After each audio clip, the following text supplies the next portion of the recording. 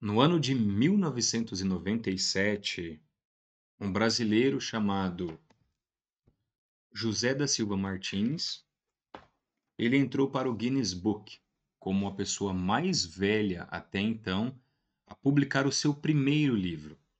E o título desse livro é muito curioso e faz muito jus ao que nós estamos buscando aqui, que é Sabedoria e Felicidade. Essa obra que eu tenho em mãos é uma obra compactada, que apresenta todos os capítulos de forma resumida, pegando uma síntese, pegando ali o âmago de tudo aquilo que ele quis falar na obra completa. É claro que a obra completa é muito mais volumosa e tem muito mais sabedoria, muito mais conhecimento, um compartilhamento gigantesco de inteligência.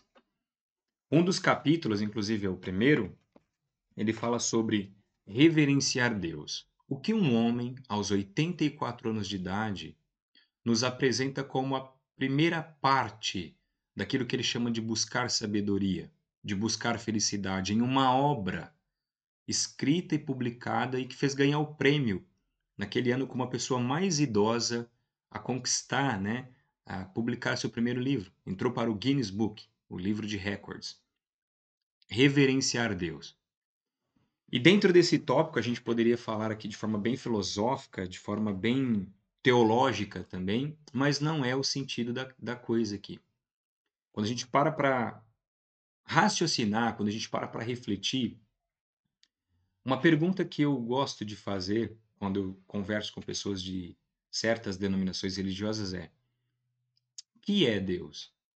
Diferentemente do que o que é Deus, a pergunta que é Deus traz uma nova visão.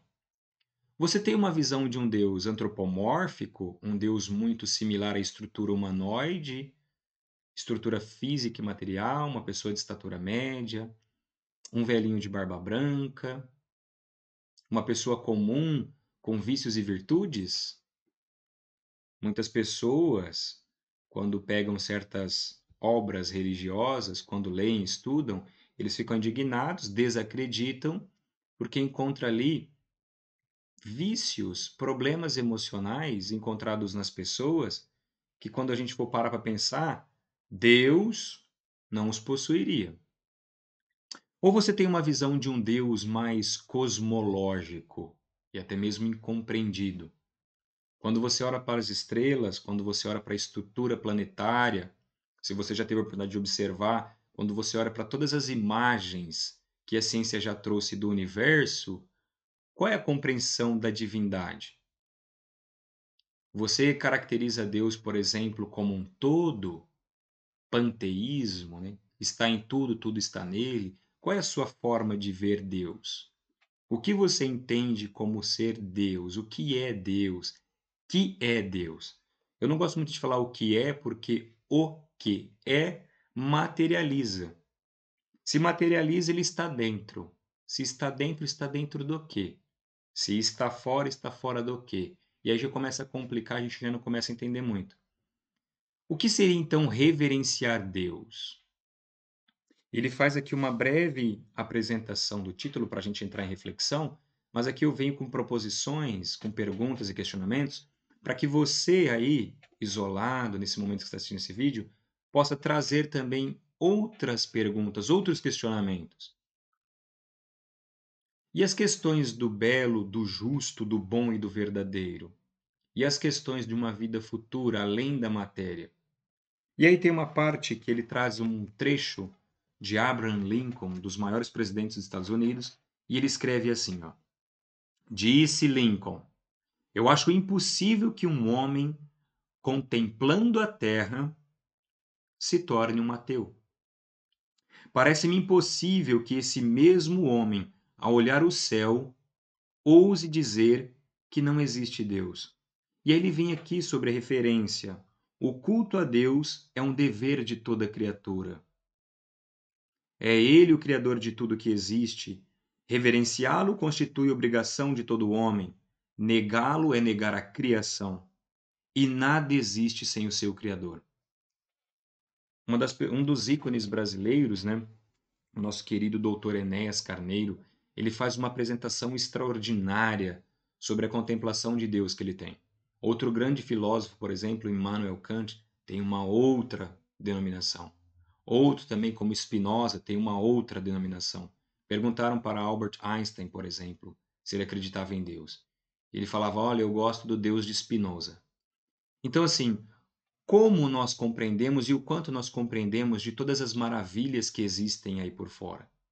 O quanto das coisas nós desconhecemos e como isso pode interferir na nossa reverência, no nosso agradecimento, na nossa contemplação daquilo que é extraordinário, além da nossa compreensão.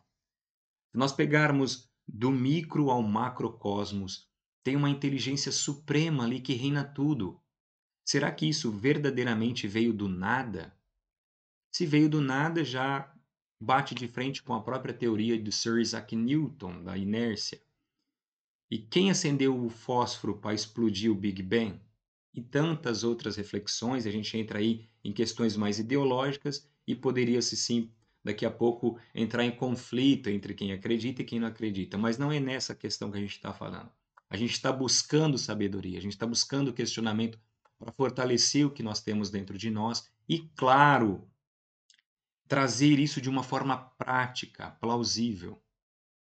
Pelos conhecimentos que eu tenho, e que são muito rasos e poucos, muito raso, muito pouco, muito ínfimo, seria impossível observar uma planta, observar como a ecologia funciona, como todo o ecossistema, os ciclos funcionam, não crendo que existe ali, né, um arquiteto, um artesão, um carpinteiro que construiu todas as coisas de forma sublime.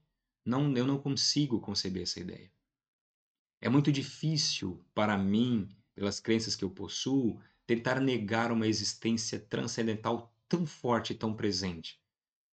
Tantos fatos, tantas coisas que foram propostas, tantas ideias, tantas virtudes, tanto conceito da própria existência em si, que negar a existência de Deus, para mim, é uma falha.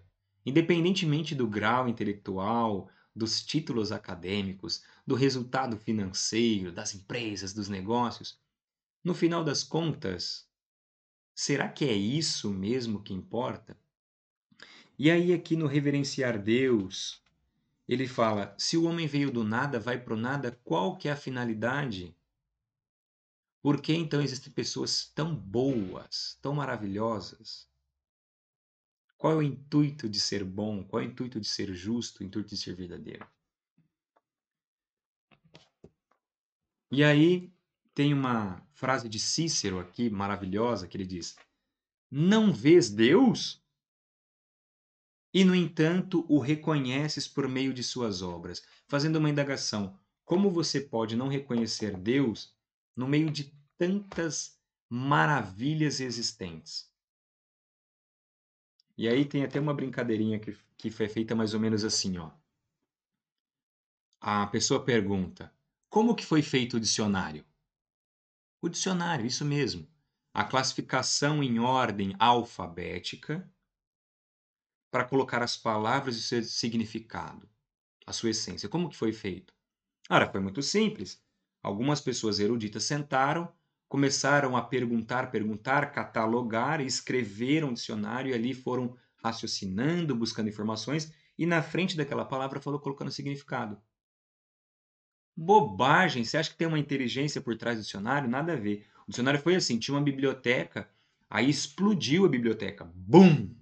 Conforme explodiu, as palavras foram se juntando, foram se organizando. Quando fomos ver, milhões de anos depois, tinha ali um livro bem organizado com todas as definições. Brincadeira à parte, né? Mas é assim que, às vezes, algumas pessoas veem tudo o que os rodeia. É a famosa ilusão. A pessoa está mergulhada profundamente num mar de ilusões. E quando a gente fala sobre reverenciar Deus, é a sua oportunidade de tentar buscar algo extraordinário, além da sua compreensão. A própria sabedoria, pelo que eu acredito, é uma concessão de algo divino que é dado para você, um insight, uma porta que se abre, uma janela que se abre para um mundo completamente novo. E aí a questão de reverenciar é a questão da gratidão, a questão de ser grato, de ser aquela pessoa que realmente é genuína com tudo que possui, que está buscando a felicidade em todas as coisas que estão ao seu redor, sem negligenciar toda a sua existência, mas que contempla ali, que tem essa decência, essa humildade de saber que ela não é o centro do universo, que o mundo não gira em torno dela, e sim que ela precisa compreender algo que está além da sua compreensão situacional, momentânea. E aí, para finalizar, a demonstração da existência de Deus apoia-se na evidência intuitiva da nossa própria existência.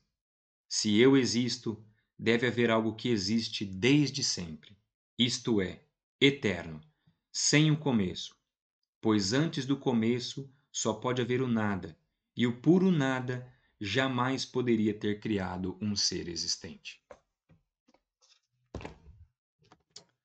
José da Silva Martins, Sabedoria e Felicidade. Tenhamos um bom dia e que você possa compreender que quando você busca Deus, tudo na sua vida pode mudar. Até a próxima e fique com Deus.